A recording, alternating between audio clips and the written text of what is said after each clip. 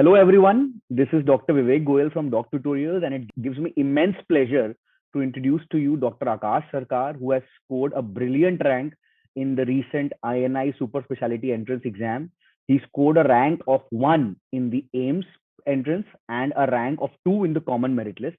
So, heartiest congratulations, Dr. Akash, from the entire team of DocTutorials and from my side. Thank you very much, sir. Thank you very much, Dr. Tutorial. It's a great pleasure to have you with me, and thank you very much. Great. So first things first, Akash, can you just take us through that moment, that second when you checked the result and what did you feel? So did you believe it in the first instant? Were you expecting it? What happened? Just take us through that exact moment. So actually, this result came, the rank list came a little bit later. It came around 11:30 p.m. on the day of Christmas. So I was not expecting that the result is going to be out that day. But actually, my one friend informed that the rank list is out, and then I checked first in my mobile. So initially, I was a little bit surprised that rank one in Aims merit list and rank two in common merit list.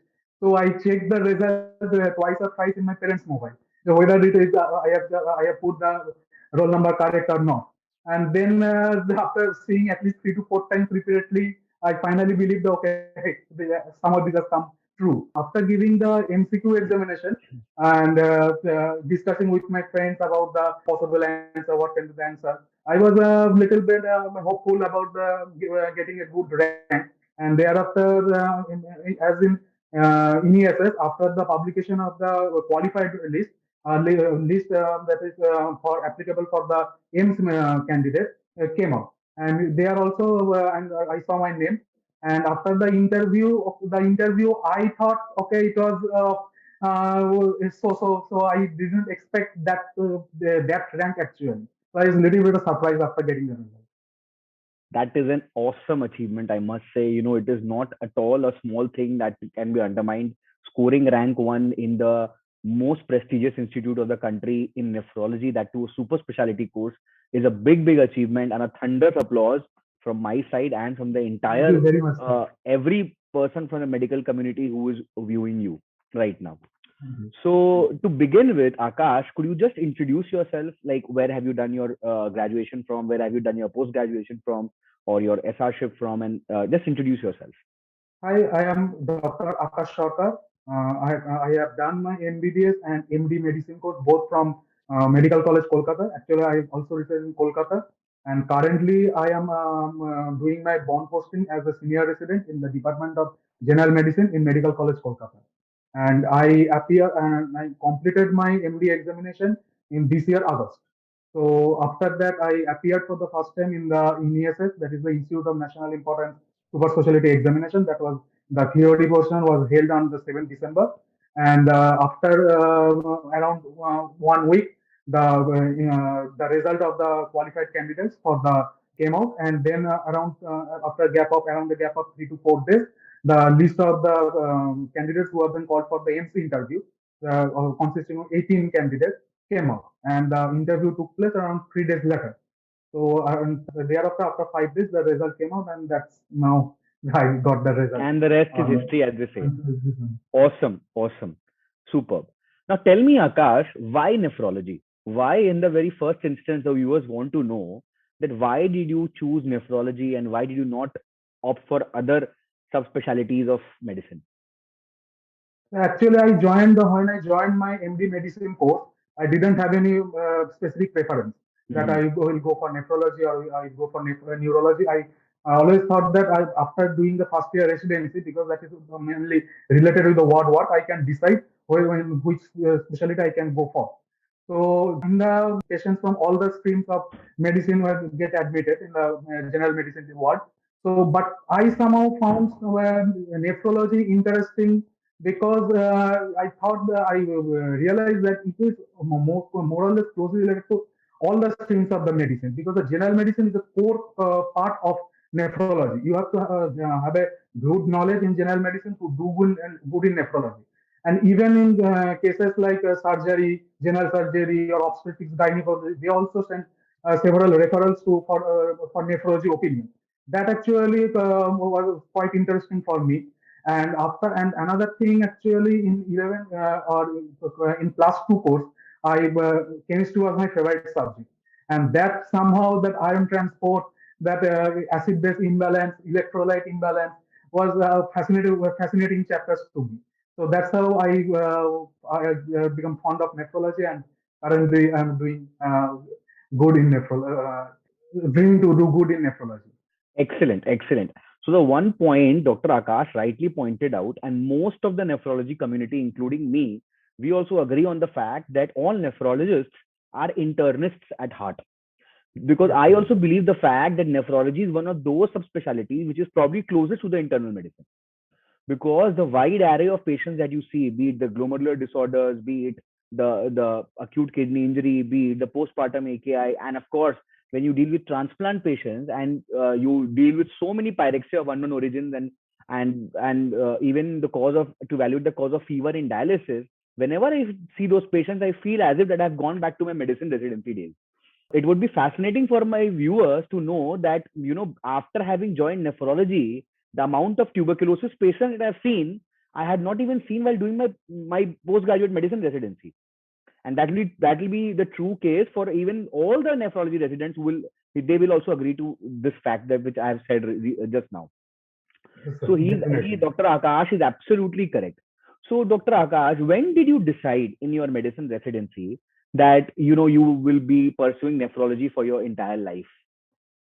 So around towards the end of the first year residency, I decided, I made up my mind that nephrology, I should make a career in nephrology, and it is my first choice. And thereafter, around from the middle of the second year of residency, I started preparing for nephrology, for especially for the examination course. Okay, so it was nothing to do with that you are a pro interventionist or a non interventionist, because many students tell me that, sir, we are basically non interventionologists, so we want to run away from gastroenterology and cardiology because they are very pro intervention, and neurology and rheumatology, they are relatively less intervention. So Yes, sir. is there a thought behind your decision as well? So I actually like the intervention concept in the medicine also, the placing a dialysis line, the running of the dialysis machine. And actually, I did my house stuff. There's a non-academic GRship in critical care unit of our college. Okay, and thereafter, a lot of patients used to get dialysis for their life survival, and there I found that, especially the hemodialysis machine was quite fascinating. Okay, how the machine is working, and from then probably my desire to become a nephrologist probably grew up in mind and in my subconscious mind, and finally it is going to be true. Great, great. So he's absolutely correct, because many people feel that nephrology is a non-interventional subject. To those viewers, to those young medicine residents who are watching this, let me tell you that nephrology is a very, very fast evolving subject. So now, which was once considered a non-interventional subject, now in the US, there is a newer super subspecialty created out of nephrology, which is interventional nephrology. Because as he said, doing the dialysis catheters, the permacats, doing the renal biopsy, now we do the endovascular AV fistulas. So a lot of endovascular procedures are being incorporated into the field of nephrology. So all those pro-interventional people out there, you please do not hesitate and run away from nephrology, considering that it has less of interventions. If you are willing to do interventions, there is a wide array of interventions open in nephrology as well. Yes, So sir. great. So Akash, what is the journey ahead now? So have you decided which college? And of course, there are no guesses like which college will you opt for. But still, would you like to tell us which college are you aiming for, and what are you planning to do now? Sir, the choice filling schedule of the period of Is already over. ESS is already over just by 5 p.m. to today. So I have given my choice Aims Delhi as my first preference. Okay, and I am quite confident that I get a seat there. So, and also I have chosen PGI Chandigarh as a second option. So, and let's hope for the best. So of course, his first two choices are the two most prestigious institutes of the country, both of which have a wonderful nephrology department. And of course, he's liable to get in both, but of course, he will be getting a seat in Aims, Aims New Delhi, to be very, very specific. Now, so Akash, can you, to the viewers, to the young medicos, to the young medical residents, medicine and pediatric residents who want to become nephrologists at Aims, who want to crack the INISS, can you, in brief, tell what is this INISS? You've already said that it is a Institute of National Importance Super Specialty Exam. Can you just Yes, break sir. down in a few sentences what is the pattern of this INISS and how many stages are there? Okay, sir. So actually, the INSS is for getting chance in the central institutes, mainly the AIMS. It's the Delhi AIMS, also the peripheral AIMS, then the PGIMR Chandigarh, then JIPMAR Pondicherry, and also for neurology there is NIMHANS, Nimans, and for cardiology there is also cardiology and neurology both from the Sri Sri Chitra Chitra. Institute. Now, the INISS examination is actually consists of two parts. The first part, that is the MCQ part, that is for this time there are 80 MCQs. Out of the 80 MCQs, in my nephrology paper, around 30 questions were from the general medicine, one or two questions were from the statistics portion also, biostatistics portion, and remaining 50 questions were from the nephrology. And even in the out of the 50 questions in nephrology, I to me it looked like that from core nephrology around 25 to 30 questions came, for which separate nephrology book has to be read in quite detail. But remaining around 25 questions were mainly based on the concepts of nephrology. And also the general medicine portion. Yes, the book of the Harrison is quite helpful, but we have to build the concept. That actually that I think that is the major part and to crack this exam for at least for now. And after the MCQ examination, those who get about 50% or more marks, they are qualified in the MCQ examination, and from there a list for interview that is particularly for AIMS is called for. And in the interview, generally the three times the total number of candidates the three times the total number of seats present in all the AIMSs are generally called for the interview. And in my interview, actually, I was asked about my thesis, what was the thesis, and how was it related to nephrology. Then there were four questions were asked to me, and for me, all the four questions, nothing came from directly from core nephrology. All of them mainly based on general medicine and the concepts from nephrology and general medicine. Superb. So, in a nutshell, what Dr. Akash has told you is INISS is a two-stage exam. Stage one is a purely theoretical MCQ based exam, which had 80 questions, and which also has a negative marking, right, Akash? It's a plus Yes, one yes, and a minus one by third. So yes, sir. it has a one by third of negative marking. Out of that theory exam, the people who qualify, the top people, for example, this time 18 people were there in the merit list, they are Yes, called sir. for the second round, which is the interview round. Now, that interview is primarily conducted for the AIMS only, and that is conducted also by the AIMS, by the faculty of AIMS nephrology department. Now, out of then a rank comes out, and there are two separate ranks. One is a cumulative rank, by the virtue of which you get admission in the JIPMER Pondicherry, in the PGI Chandigarh, and then the Sri Chitra. And one is an AIMS rank, by the virtue of which you get admitted into the AIMS New Delhi and the peripheral AIMS. Right? Yes, sir. Yeah. Awesome. Awesome.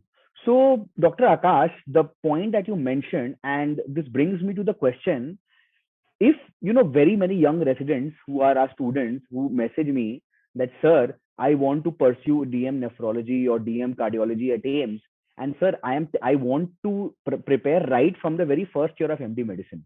So, sir, can I do something that can I skip my ward postings? Can I not see my patients properly? And can I just mug up my Harrison, and can I mug up my super specialty books so that I will do my work later on?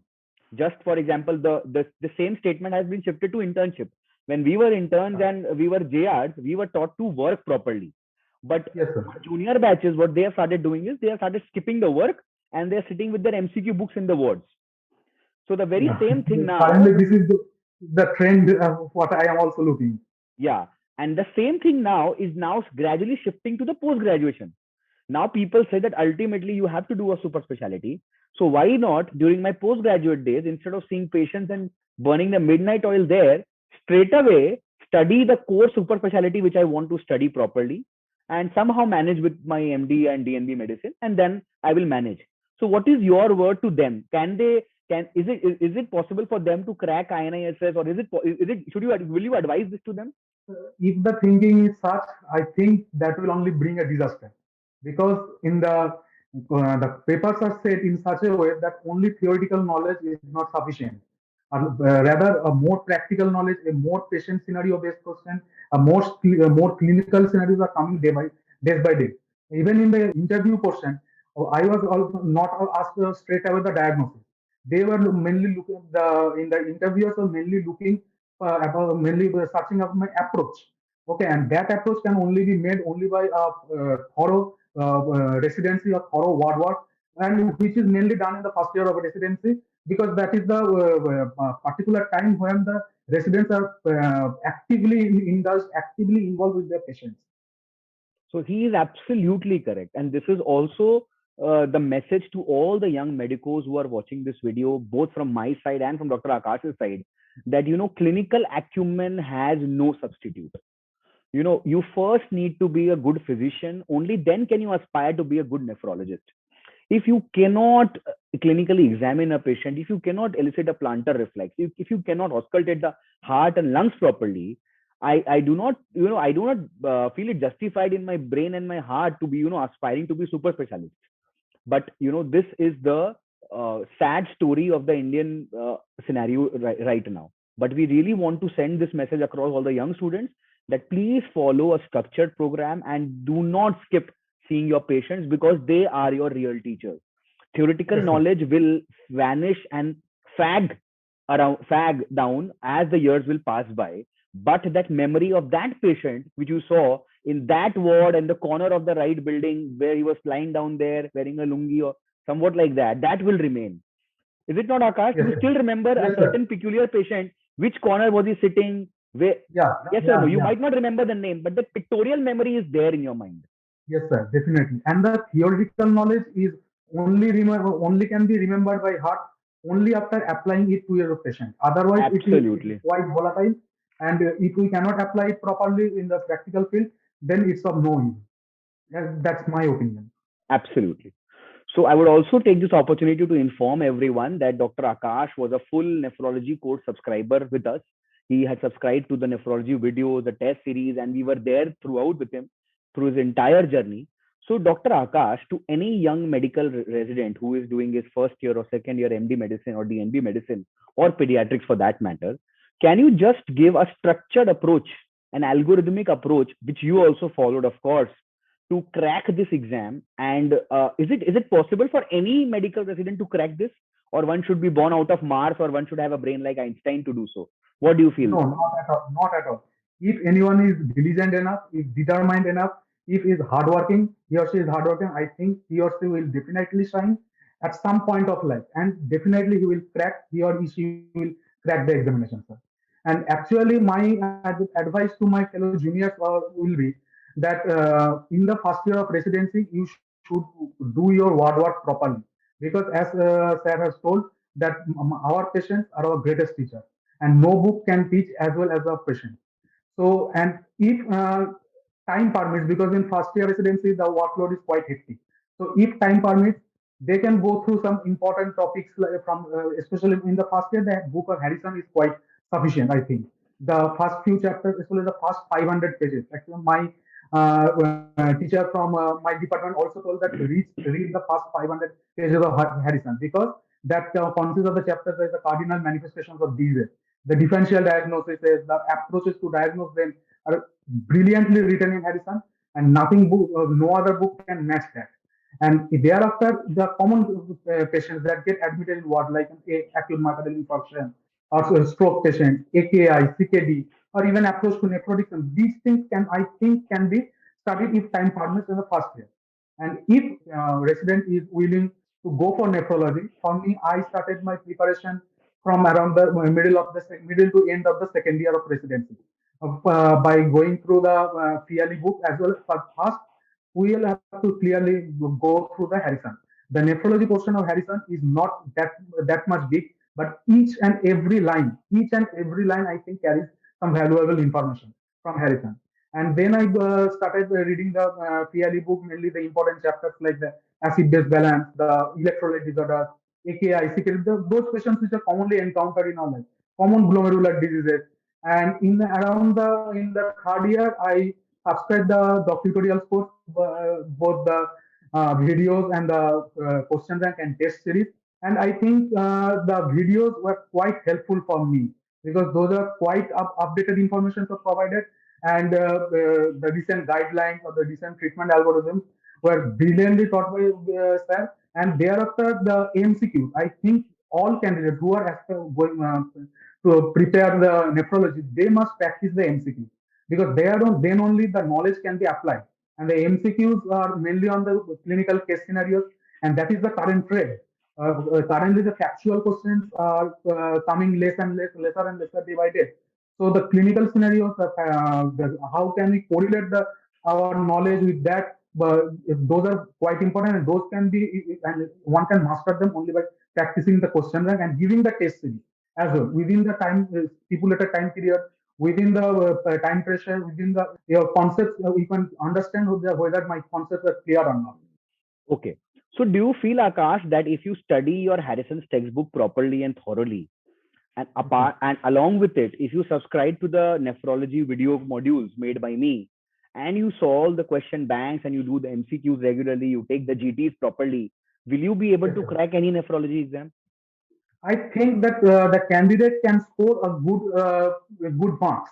And now in the examination, after all of this, he or she will have to apply his or her clinical acumen because that will finally decide rank. Even one or two questions can, if get wrong, it can bring your rank down by quite a huge margin. So therefore, the practicing the MCQs, the going through the videos and going through whatever notes we have made, whatever notes we prepare, those things I think should be studied quite well. So when will you suggest your junior colleagues, your junior MD residents, to subscribe to the nephrology video course? Should it they subscribe to them in the very first year, or in the second year, or in the third year? When do you feel they should subscribe to the I nephrology think videos? towards the middle to end of the second year, I think is the perfect time because in first year residency, because of the workload, we don't get enough time to study the subject. Without knowing the proper subject, I cannot just rely on the videos. So I should have, we should have a basic knowledge, and for that, around the of the second year residency, the first few months is I think sufficient to at least go through the book once, and thereafter if we go through the videos, I think it will be a great benefit because all the important points, all the important schedules, treatment guidelines as I previously mentioned have been covered quite well, and I think that it will be quite helpful. Exactly. What Dr. Akash has repeatedly mentioned also, and I would also like to stress that most of the PG, I mean the super specialty aspirants, they study the comprehensive clinical nephrology by Dr. Fiali, which we Yes, commonly sir. refer to as Fihali. The Yes. now the big chunk of questions from nephrology come from glomerular disorders, Yeah. and the KDIGO guidelines of the glomerular disorders, they are updated very frequently. And obviously, a textbook is written once in 4 years or once in 5 years. So very Yeah. many wrong MCQ busters are circulating in the market with very wrong, outdated answers because the KDIGO guidelines have changed head over heels in the last 2 3 years. And the most updated guidelines were out in 2021 itself. Yes, sir. So Yeah. that is why what he has repeatedly stressed upon, and which I would also like to stress upon, that we update our videos very, very frequently according to the latest guidelines, latest updates mentioned in the most esteemed nephrology journals. So that is why Yeah. at this level you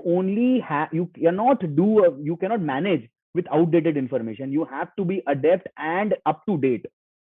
Yeah.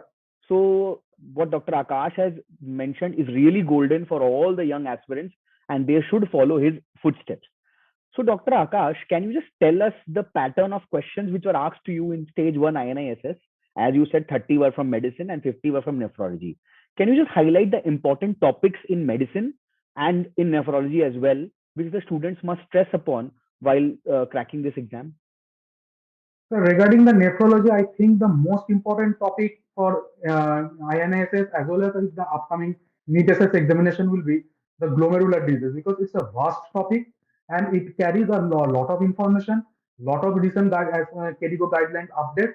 So I think this is the most vital topic in nephrology. Thereafter, the AKI, its management, both non-dialytic and dialytic management, the chronic kidney disease, especially the anemia, the CKD mineral bone disorder, and also the comorbidities, the diabetes and kidney, hypertension kidney, thereafter the pregnancy, and even the acid-base balance. Because I think around 1 to 2 questions may come from the arterial blood gas analysis, as well as the electrolyte disorders like hyponatremia, even in my interview also, a question was asked me about from a clinical scenario was given regarding hyponatremia.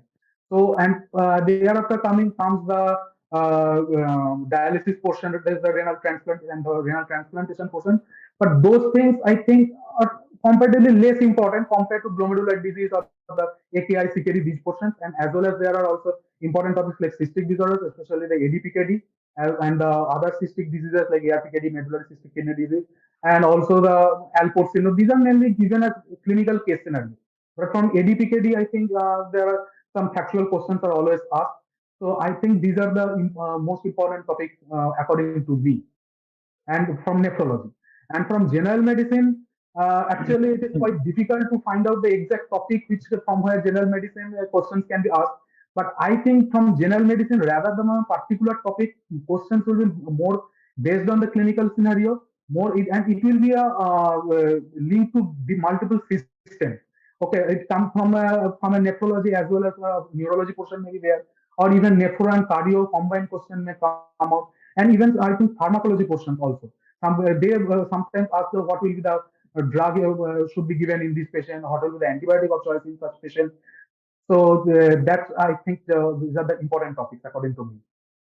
And do some image-based questions come in the theory part? Yes, sir. Image-based question for nephrology portion. Again, I will stress upon the glomerular disorder, and these are the most important portion, as well as some USG and CT scan images of cystic disorder, or even renal stones. And finally, from the dialysis portion, the identification of the dialysis apparatus, both the hemodialysis and the peritoneal dialysis apparatus, the plasmapheresis machines. Okay, and from these are, I think, important topics for from general medicine. Sorry, from nephrology, and even the anatomy and physiology portion. Often we used to jump those questions. Like we think that these are not important, but even 3 to 4 questions will come from there, and those are quite important questions. Those who can crack those questions quite easily, I think they will get a good rank. From general medicine, image-based questions mainly come from the neurology portion, the what is the CT finding or the MRI finding, as well as from cardiology, the ECG. ECG is very important. They may give a clinical case scenario, and with the ECG supplied with it, and they may ask about the next step in management, or what is the diagnosis, or what will be the treatment of choice. So I think these are the important image-based questions for upcoming examinations. Absolutely correct. Now, moving on to the interview round. Now, what the audience are really very, very excited to know that what do they ask you at the Aims Super Specialty Nephrology entrance exam interview? Do they ask you a very rare gene or a channelopathy which has been identified just 6 months back, or they ask you the latest drug which has come out in the recent American Journal of Kidney Disease, or what do they ask you? Do they ask you really rocket science? What do they No, ask sir. you? No, they Most of our do audience not. will be surprised to hear what they were asked. They do not at all ask the rocket science questions. They will ask clinical day-to-day based questions. But I think those are the most difficult questions to answer in that interview period. To please satisfy the interviewer with your explanation, I think that is the most difficult portion. In the interview, for me, I can say that I was asked 4 questions. The first questions was from ECG. Basically, they asked about they actually told me to interpret the question, the ECG, not just tell the diagnosis. Actually, I first told the diagnosis, but somehow I realized that no, this is not. I'm not doing correct. So thereafter, I started from the what is the rate, what is the rhythm, what is the axis, and then I thought, okay, fine. And even there, from the my ECG was actually a type of Mobius type 2 second degree heart block. So, and it is quite it was, surprising to know that they even didn't ask me a single nephrology question from that ECG. They asked me what are the different types of heart block, explain them what are the causes of heart block. And this was my first question. Then in the second question, there was CECT KUB is given, which was clearly showing a left-sided renal subcapsular hematoma. But to my utter surprise, they asked me about why this contrast CT scan, what are the different contrast materials used, what is the tissue density unit, and what are the defined tissue density. So quite clearly, none of the questions were related to nephrology. Rather, it was based mainly on radiology concept. That concept which we used to study in our for the PG preparation. And in the third question, I was asked about an hyponatremia approach to hyponatremia. Rather, asked me each and every point. A clinical case was given, and the investigation report was also provided. They asked me what is the relevance of each and every clinical investigation, even though it's surprisingly it looks like it is not so that much important. But they asked me why it is so, why is it isn't it so? And for the fourth question was I was provided MRI brain image, renal transplantation with headache. To me, it was came out. I diagnosed it as a case of PRES, but they and it was a flare sequence. But again, to my surprise, they asked me, why are you telling it flare sequence? So for me, actually, I after the interview, I was quite astonished that I was not asked a definite nephrology question, not a single one. So that was the part of the game. So and even I after the interview, I discussed with many of my friends who appeared in the interview. All of them have said that this time they actually played it. I think they played a trick with us because none of them were asked was asked nephrology question direct from the nephrology topic. So, this is the big surprise that most of the students were alarmed with. But trust me, I was not surprised at all. See, they have given scenarios and they have given questions which are apparently related to nephrology. As one of very few students told me that ECG also was a ECG of hypokalemia, obviously, which was manifesting with a because that had U waves and that probably had a history as well. But they were not directly interested in asking about hypokalemia. They knew students would jump to that. So the moral of the story is what the most premium institute is teaching to the young people is not to be tunnel visioned. When you are a nephrologist, you are basically a physician first. So you need to examine the patient holistically and you have to treat the patient holistically. It is not that you become a cardiologist and you only take care of his coronaries and leave his liver and kidney. No, you have to see the patient in toto. So this is Yes. a great message which is sent across by Dr. Akash by virtue of his sitting in the Aiims SF interview exam. So Dr. Akash, we also conducted a mock interview with you just the Yeah. night before that, and Good. we got and so do you think that interview helped? And did we discuss a few relevant points which were asked to you there?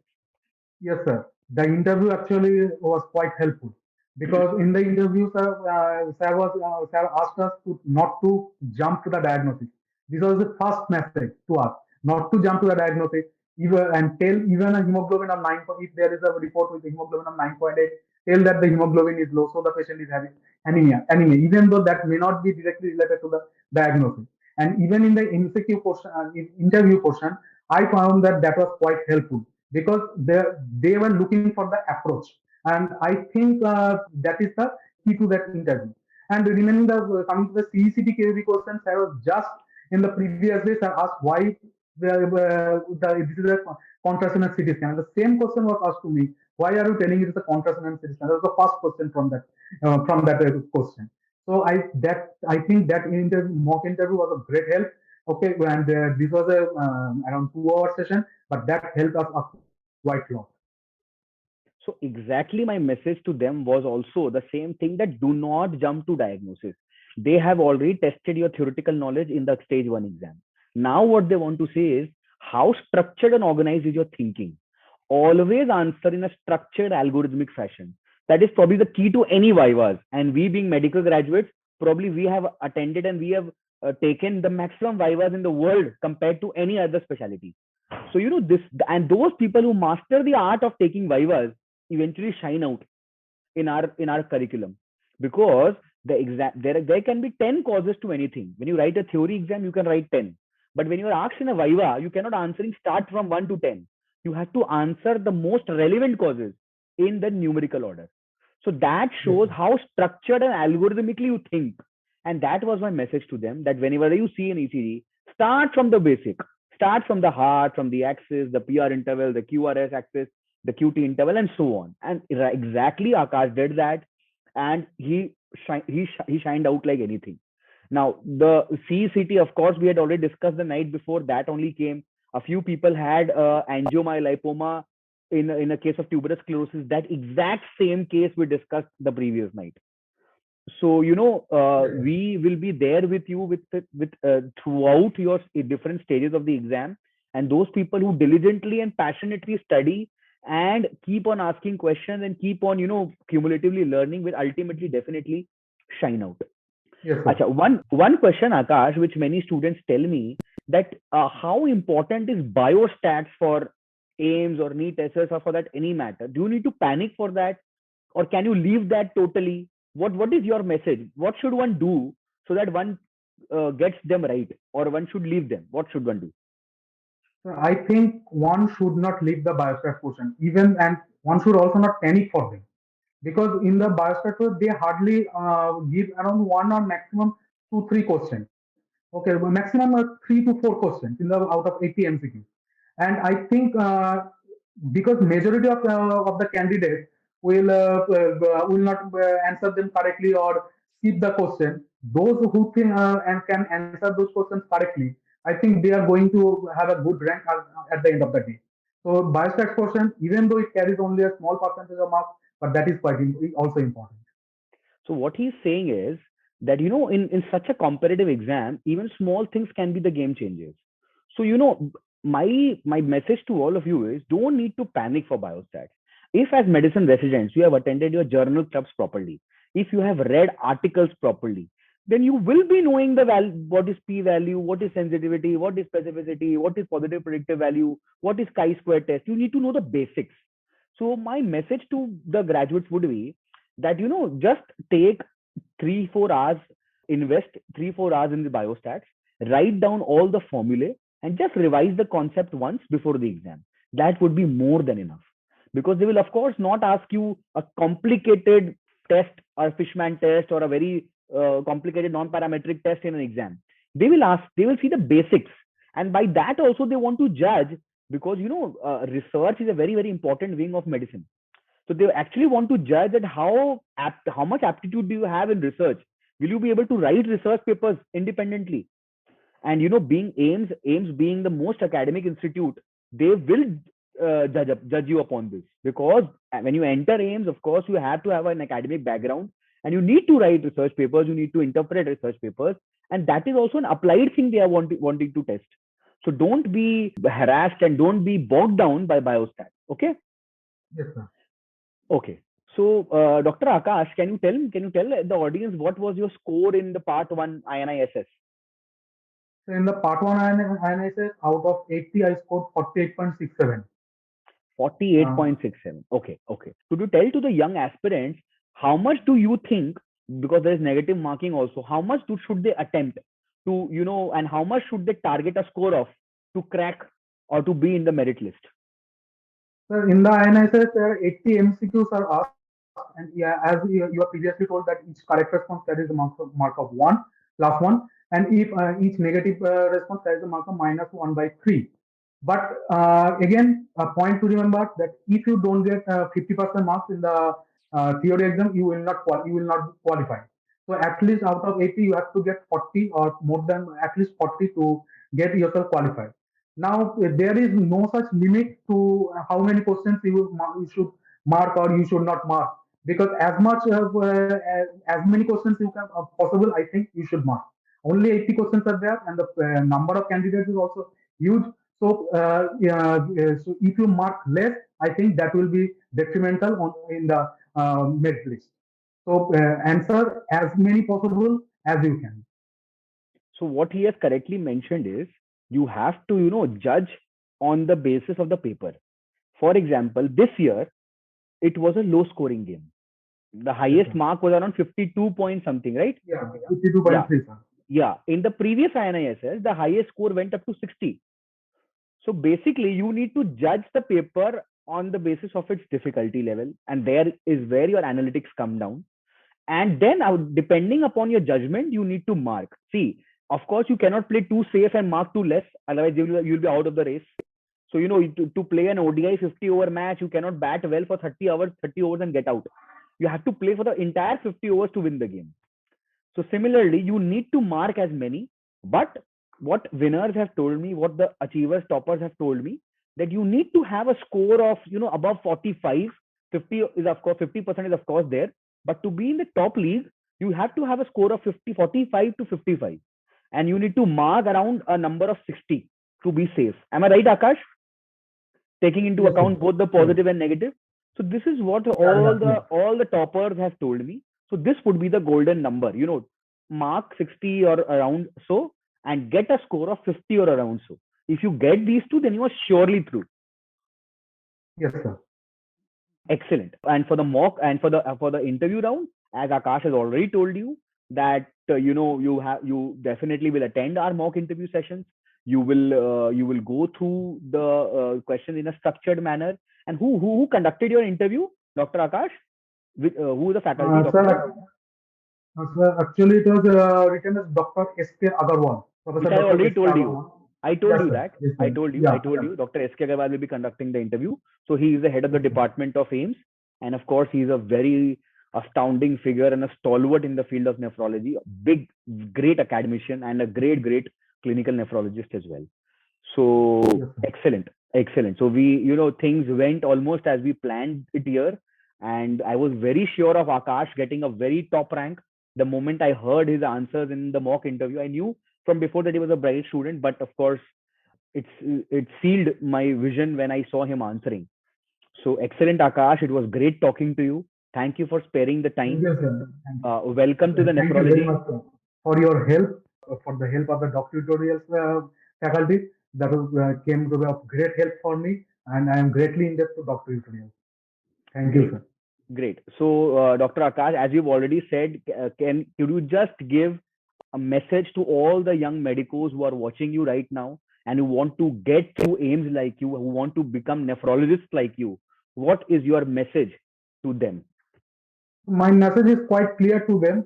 First of all, in the residency, they should focus on their patient. They will have to do good job in their ward round, in their ward residency, because as Sarah also already told that our patients are our greatest teacher. And whatever we study in books, whatever higher book we consult, only it is of use when we apply them to our patients.